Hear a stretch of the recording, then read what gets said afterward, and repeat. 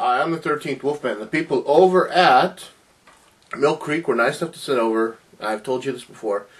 Gamera, Volume 1. This is the last movie on Gamera Volume 1. That's Gamera versus the Viras. Actually, Gamera versus Viras, not the Viras. This is a... You can see that with every movie, the budget gets cut a little bit. It kind of shows up, you know. In this movie, we have two little kids that are members of the Boy Scouts of Japan, and they have this entire troop. I don't really understand what the Boy Scouts of Japan are doing. I mean, we know that they're there for a tour of this one plant, and they're going to get to ride in a two-man submarine. But I mean, they're having like a giant, I guess what you'd call a convention, you know. So you got these two kids that are there for this Boy Scouts, a jamboree, I think is what they used to be called when I was a kid. And they're the two that are the mischief makers, you know, the tricksters, the little troublemakers. And so when they're out one day and they come across the two-man sub that they're gonna get a ride in.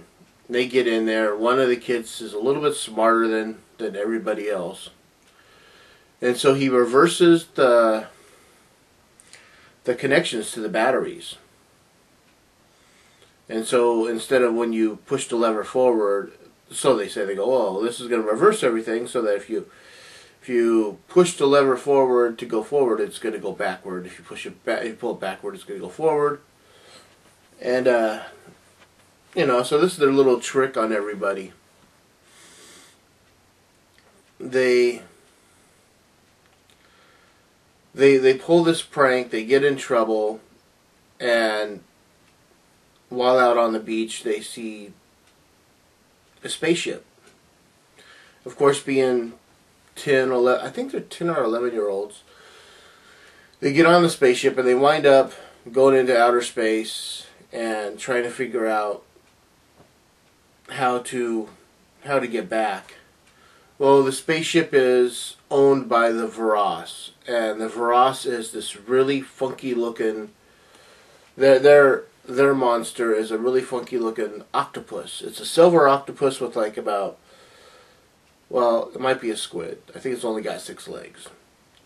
But the top of it, its head is pointy instead of round and blunt, so it can be used as a ramming object.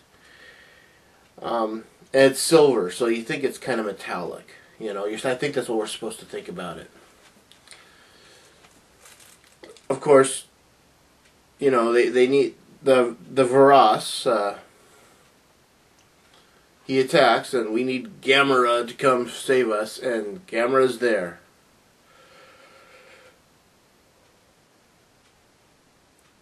Gamera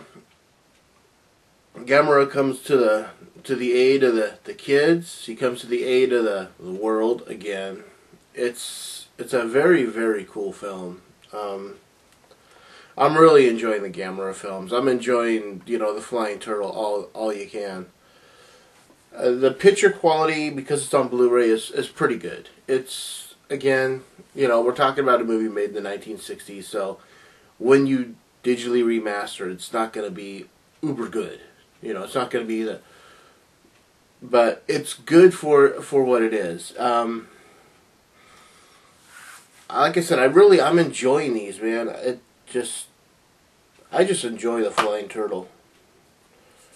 So, I don't know if I've showed you before, but here's the cover. I know I've shown you that.